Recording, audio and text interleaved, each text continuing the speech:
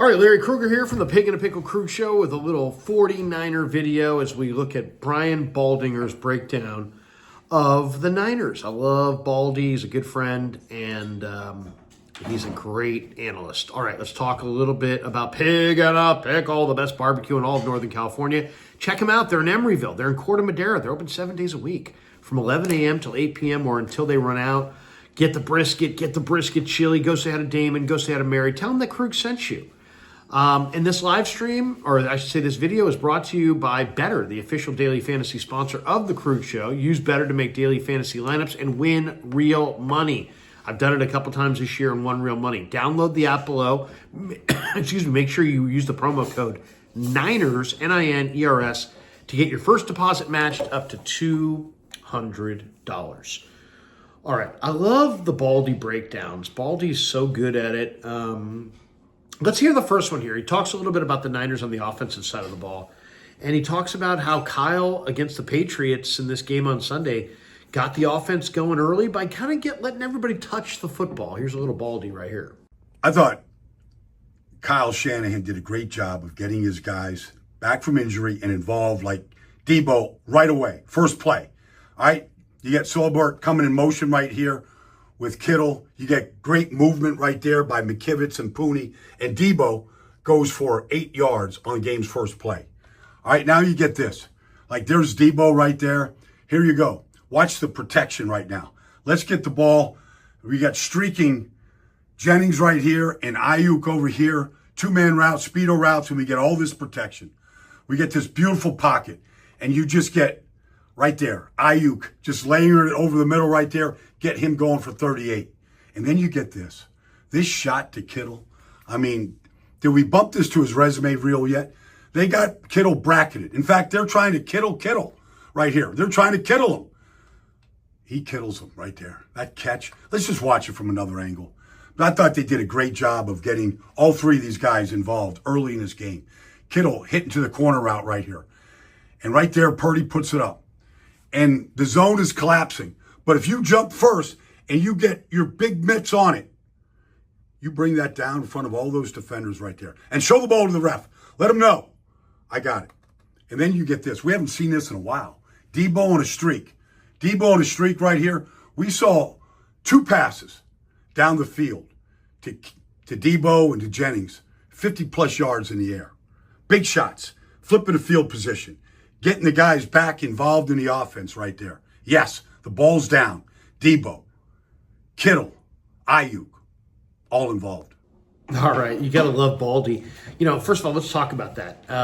Okay, the first play, he gets Debo going on a run play, and Debo got smoked at the end of that run play. Took a huge hit, helmet to helmet. Big hit right there on the very first run of the game. But Debo is a tone setter. And if you think about, you know, early in games, some of the biggest games in recent years, he's the guy that leads the Niners out of the tunnel. He's the guy oftentimes that has a tone-setting play early in the game. So to get him going and get the ball in his hands and to kind of, you know, let him shake off the rust and feel the first hit and get into the action, I thought that was absolutely key.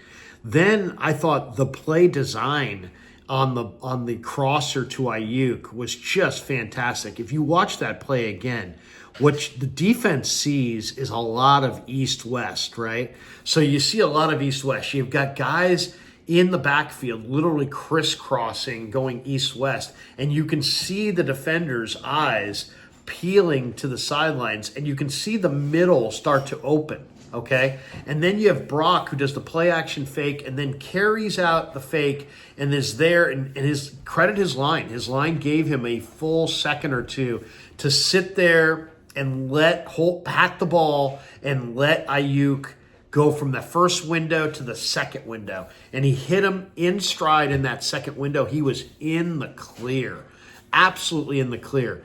And then on the third ball to Kittle there, that was an interesting call. It was almost like it was one play call, and then when Brock started to move, Kittle moved with him.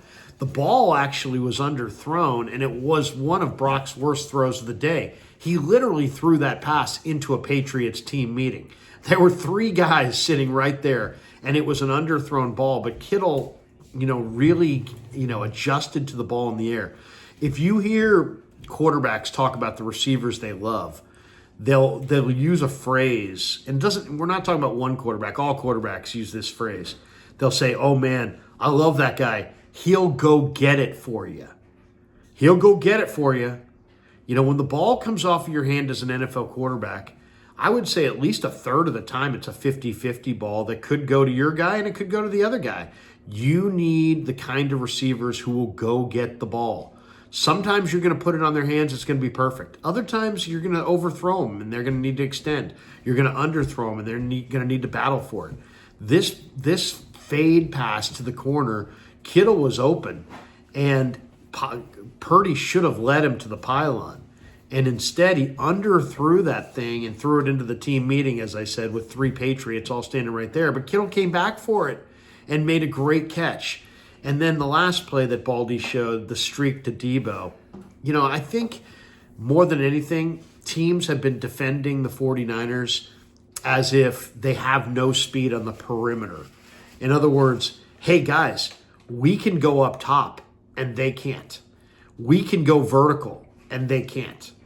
We can throw the ball down the field and they can't. And I think, what the Niners needed to do is really twofold. They need to show that they can defend the vertical a lot better than they have. Otherwise, they're going to, and teams are going to keep trying to go up top on the 49ers because Minnesota did and had success. And the Rams did and had success.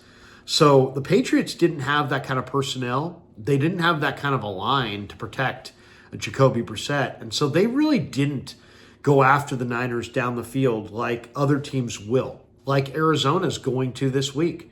Arizona's going to take some shots down the field because they saw it on film.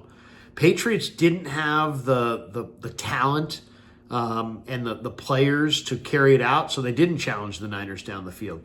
But I think it's pretty clear when you watch the All-22 of Niners-Patriots that the book on the Niners is that offensively they don't have vertical speed, and you don't need to defend the deep quadrants of the field, and that's on offense. And on defense, they don't have the kind of speed that if you throw verticals that they can defend them. So they're going to have to do a better job on defense defending the vertical pass in this next game against Arizona. But I like how Kyle Shanahan came out in the third quarter and said, you know what? You're going to try to play us in a box. You're going to try to get us in a box of 12 yards. Guess what? We're going to send Debo on a go pattern, and Brock's going to throw that ball. We're going to send Ayuk on a go pattern, and Brock's going to throw that ball. We're going to send Conley on a go pattern, and Ayuk's going to throw that ball.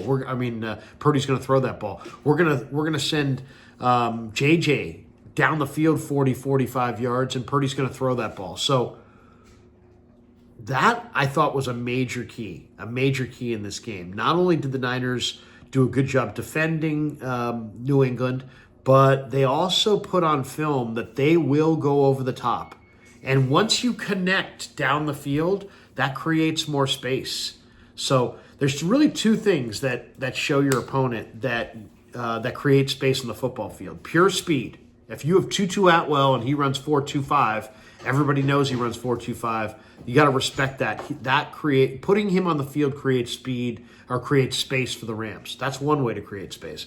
The other way to create space is just to hit down the field with whatever receivers you have, even if they're not burners. If you can make pass plays down the field and show a willingness to go up top, defenses have to honor that. And it really comes down to the defensive posture of the defensive back. If you can't throw the ball down the field, they're up on you like this, okay? If you can throw the ball down the field, but you don't do it that often, they're kind of more in this kind of a posture, right? So they're ready to come forward, but they're also ready to turn. If you're getting beat deep left and right, these guys are literally in bail technique. They're running off.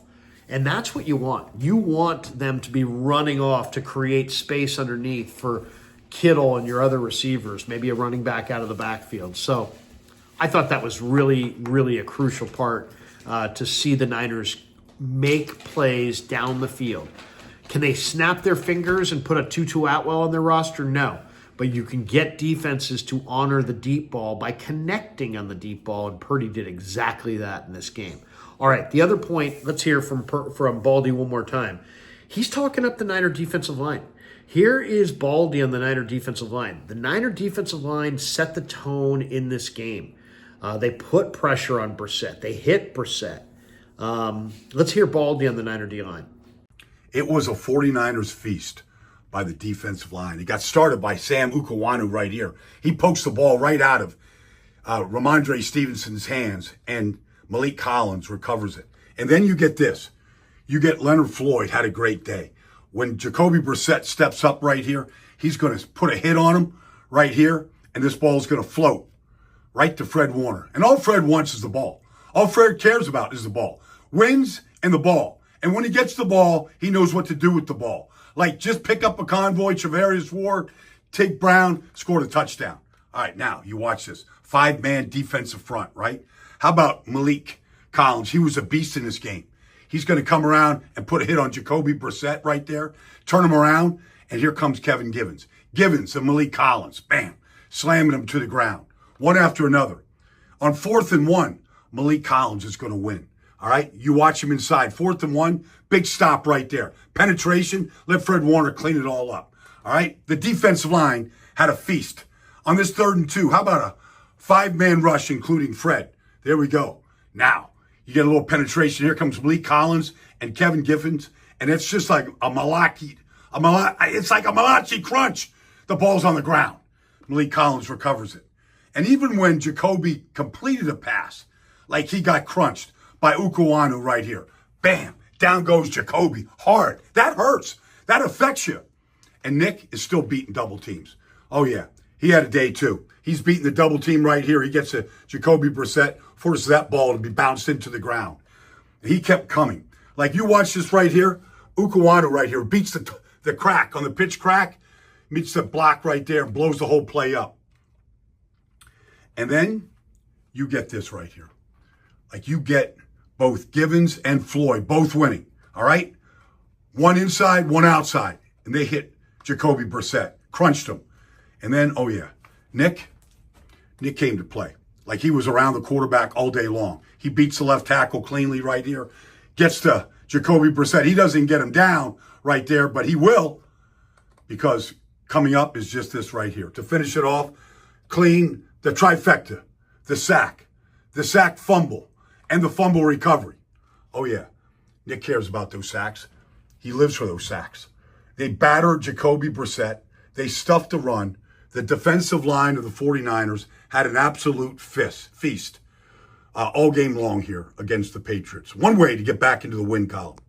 There you go. You got to love the Baldy breakdown on that, and he's absolutely right. The Niner defensive line came to play. I thought that was the best performance from Malik Collins. I thought that was the best performance I've seen from Jordan Elliott. Kevin Givens with 2.5 sacks. But two guys that I really want to highlight, and Evan Anderson, the rookie, by the way, also got in on a sack, and he played some good downs against the run and the pass. The Niners blitzed more in this game. There was some debate over, is the Niner wide 9 too simplistic?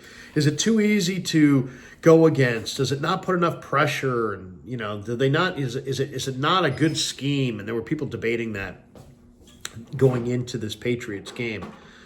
To me, there's two guys that really, really played great in this game.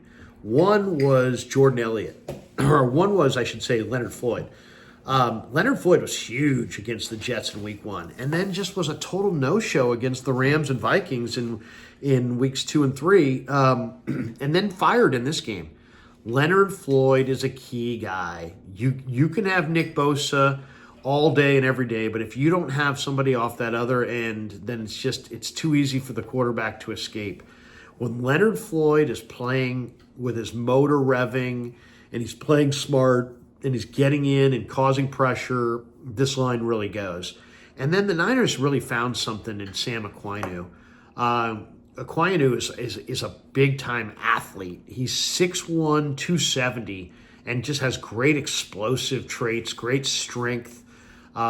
He's a smart guy. He's a high motor guy. They signed him last year on the practice squad, and I talked to him in December, And he's like, I'm taking the long-range view. I'm probably not going to get an opportunity to play this year. I'm just a practice squad guy, but I'm going to have a great offseason. I'm going to show up in training camp ready to roll. Sure enough, he did. He made the roster. Now he's making an impact. And smart defensive player. He's keenly aware that he's not 6'6", with crazy long arms. He's 6'1", 270. But there's some advantages to being shorter and stout. He can get under your pads. He can play that leverage game. He can get low. He's good against the run, and he's got great explosive traits. He came alive in this game. He had the forced fumble early on. He had a play later that the sack didn't get credited to him, but he had a pressure. He had a couple nice hits on the quarterback. Leonard Floyd, by the way, on the Fred Warner pick six, he caused that entire pick six by making Brissett throw it before he wanted to, by putting pressure off the edge. And it was a typical Floyd kind of a pressure. He's really good at bursting upfield, keeping his eye on the quarterback, and then jump cutting inside when the quarterback steps up in the pocket. When the offensive lineman has no idea where the quarterback is, he keeps his eyes on the quarterback, rushes upfield, and when that quarterback steps up into the pocket, he's ready for the easy sack. So I love what I'm seeing I loved what I saw in this game against the Patriots. Now, how much of that is the Pats O-line was really bad versus the Niners defensive line was really strong? I guess we're going to find out this week when they take on the Arizona Cardinals. But if Anderson can continue playing that way, if Collins can continue playing that way, if Elliott can continue to play that way, and then you have a good performance and a heavy, high motor revving day from Leonard Floyd and Sam Aquinu opposite Bosa, even without Hargrave, the Niners have a hell of a defensive line. The PFF or the next gen stats show that the Niners blitz rate has gone up week after week after week, and their blitz rate this week against New England was the highest it's been all year. I think 33% blitz rate in week 4. They're going to have to dial up and continue to dial up more exotics, more blitzes, more stunts, more games up front. But even without Hargrave, they've got enough bodies up front to get it done, especially if Leonard Floyd plays the way he did in this game, and if Sam Aquinu and Kevin Givens can continue to play the way they're playing, the 49ers may not miss a beat despite losing Javon Hargrave. All right, thanks to Pig and a Pickle for being the title sponsor of the Krug Show. Thanks to Better for sponsoring this video, and thanks to all of you guys for supporting the Krug Show on YouTube.